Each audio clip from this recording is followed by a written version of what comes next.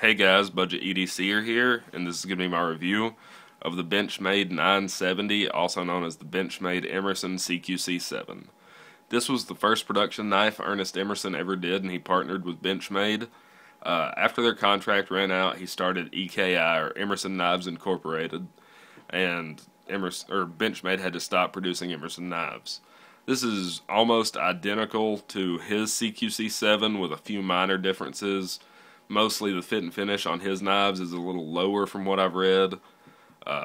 Just stuff like that. And I think he switched the blade steel from ATS 34 to 154 CM.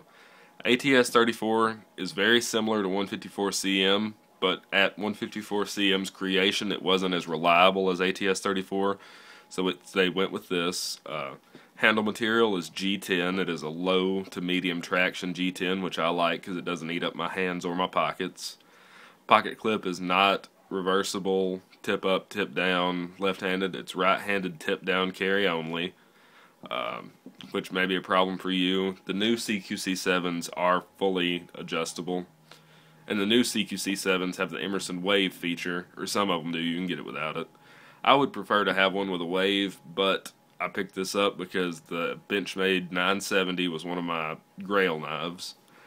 This is the second Benchmade I've bought that was new to me. And I say this is new because it still had the factory edge on it when I got it. It had belonged to a collector before me. The factory grind is a 0 chisel grind. I thought it'd be hard to sharpen, but on a traditional stone it's actually, I'd say, easier than a traditional V grind. On the back you can see Emerson's old knife logo, and it says Emerson Spec War Model CQC7. That's what this one was called when it was produced. Anybody that doesn't know, CQC means Close Quarters Combat, so this is made to be a fighting knife. Emerson's fighting style doesn't involve stabbing, so I don't understand why he went with a Tonto blade, because that's its primary calling. He could have went with something like a recurve, maybe some sort of hawkbill, or a Spyderco Reverse S to do slash cuts, but he went with the Tonto. He also said the liners will not stand up to repeated stabbing, so this is not a thrusting knife, it's not a throwing knife. The liners and the locking bar are titanium, which has caused me some problems because it's got a sticky lock and you can kind of hear that. Well, if I open it like I mean it, it's very hard to disengage the lock. Yeah, you can hear it click. So that's been a problem I've had with it. The back spacer is plastic, not G10. You can see it reflecting, and you can also see the mold line down it. I just don't think it looks good, and I've heard it's fragile, so I'm thinking about sending this knife off, having some work done to it, have a G10 back spacer put in, and maybe see if they can tap these titanium liners, because that's one complaint people had with the Benchmade version, is the screws are just tapped into this piece of G10 and this piece of G10. They just go through the liners. They aren't actually threaded, which makes it less robust and less durable.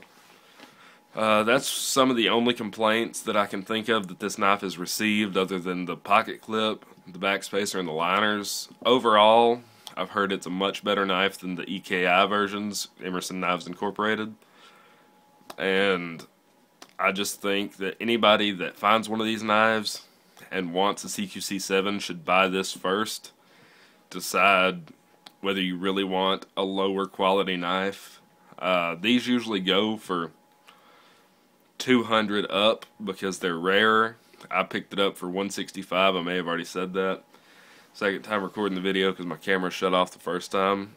It's really all I can think of about this knife, but if you see one and you like it, buy it. It's worth the money. Maybe not the best EDC knife, but as a tactical knife, an emergency defense tool, it'll do it every time. This is Budget EDCer signing off.